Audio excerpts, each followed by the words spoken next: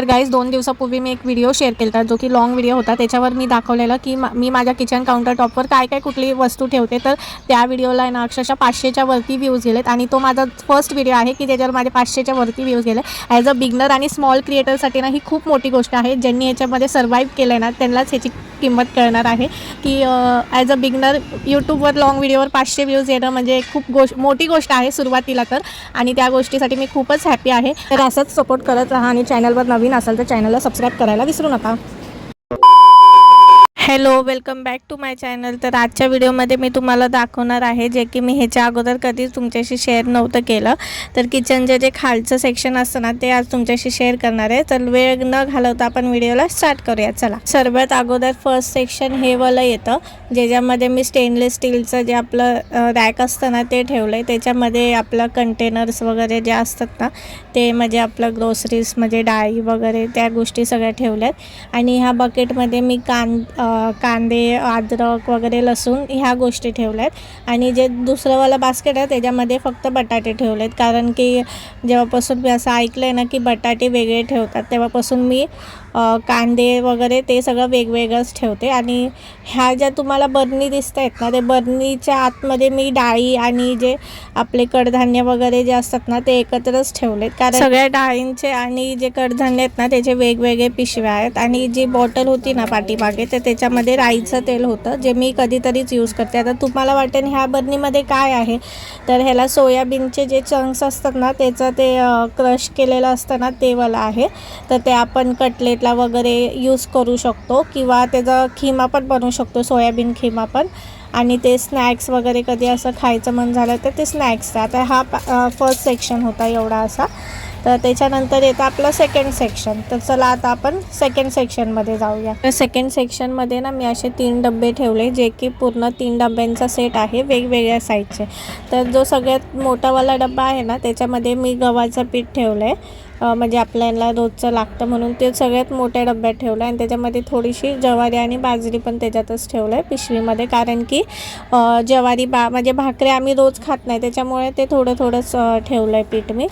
आणि त्याच्यामध्ये तांदूळ आहेत, जो सगळ्यात छोटा डबा आहे ना त्याच्यात तांदूळ ठेवलं आहे. आणि हा जो मीडियम साईजचा डबा आहे ना त्याच्यामध्ये आपले जे ओपन केलेले पॅकेट्स वगैरे जे असतात ना ग्रॉसरीजचे किंवा खाण्यापिण्याचे जे असतात तर ते मी इथे ह्या कंटेनरमध्ये मी ते स्टोअर केलेलं आहे, जे की असं पॅकेटला असं क्लिप लावून, कारण की ह्याच्यामध्ये मी थोडेफार ग्रोसरीजचं पण सामान ठेवलं आहे. तर मग ते कसं त्याला क्लिप लावलेला असला ना तर मग ते हवा किंवा त्याची स्मेल वगैरे एकमेकांना जात नाही. आणि दुसरी गोष्ट रबर पण लावू शकता. तर मी क्लिप मी म्हणजे घेतलेले डीमार्टमधून, तर ते क्लिप मी त्याला लावलेत असे सगळ्या पॅकेट्सला वगैरे असं. आणि ह्या स्टीलच्या डब्यामध्ये मी चपात्या वगैरे ठेवते, ते पण मी इथेच ठेवते ह्या सेक्शनमध्ये. आणि हे जे 2 डबे आहेत ना छोटे छोटे, तर ह्या फर्स्ट डब्यामध्ये मी ठेवलेत जे की बिस्किट्स वगैरे असतात का. आणि असे छोटे मोठे जे पॅकेट्स असतात ते जे ह्याच्यात इझिली बसू शकतात ते मी ह्याच्यामध्ये ठेवलं आहे, कारण की छोटेच घेतलेले बरे आहेत. कारण की परूची कशी सवय माहिती आहे का, जास्त मोठे मोठे घेतले ना तर ती पूर्ण खोलून असेच वेस्ट करते, पूर्ण खात तर काही नाही. कारण की मला ह्या गोष्टीचे चांगलाच एक्सपिरियन्स झाला आहे. परूला आम्ही पहिले तसंच घ्यायचो, म्हणजे खाईल म्हणून तसं मोठेच वगैरे पॅकेट्स घ्यायचो बिस्किटचे किंवा मॅगी वगैरे. पण तिला आता सगळं शक्यतो तिचे चॉकलेट्स वगैरे पण सध्या बंदच आहे. आणि ह्याचं एक बेनिफिट आहे बिस्किटच्या, एकदा खोललं तर तेवढं तर आपण खाऊच शकतो, म्हणजे ती पण खाऊ शकते तेवढं छोटं पॅकेट असलं तर, म्हणून ते छोटंच घेतलेलं बरं आहे आता. त्याच्यामुळे मी आता छोटे बिस्किटचे पॅकेट्स वगैरे ठेवते घरामध्ये.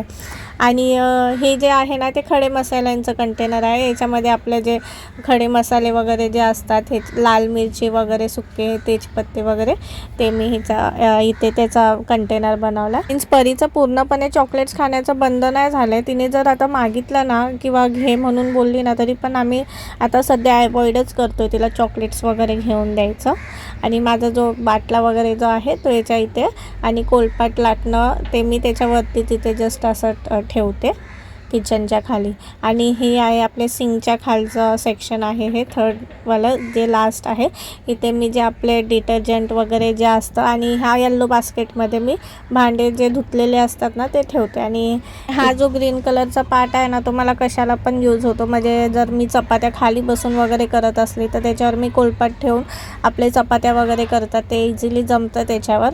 आणि बसून वगैरे काय काम करायचं असलं तर ते पण. आणि हे चपाती म्हणजे आपलं पीठ मळायचं परत आहे.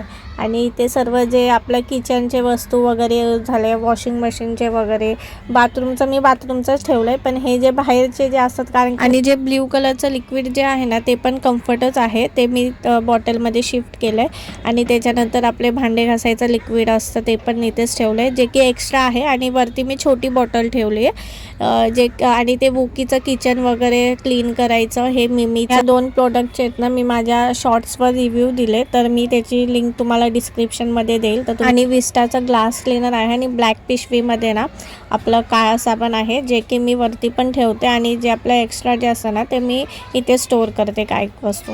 तर तुम्हाला आता दाखवते परी इथे बसून काय करते. परीची स्कूल आहे, तर तिला मी रेडी वगैरे करून इथे बसवलं आहे. आणि ती होमवर्क पण करते. तर बघूया ती काय बोलते. ॲपल तुला आवडतं? स्कूलला जायचं आहे ना? होमवर्क फिनिश कर. काय करते परी? ॲपल खाते. खा. तुम्हाला माझा आजचा व्हिडिओ कसा वाटला कमेंटमध्ये नक्की सांगा. आणि चॅनलला सबस्क्राईब करायला विसरू नका. चला तर मग भेटूया नेक्स्ट ब्लॉगमध्ये.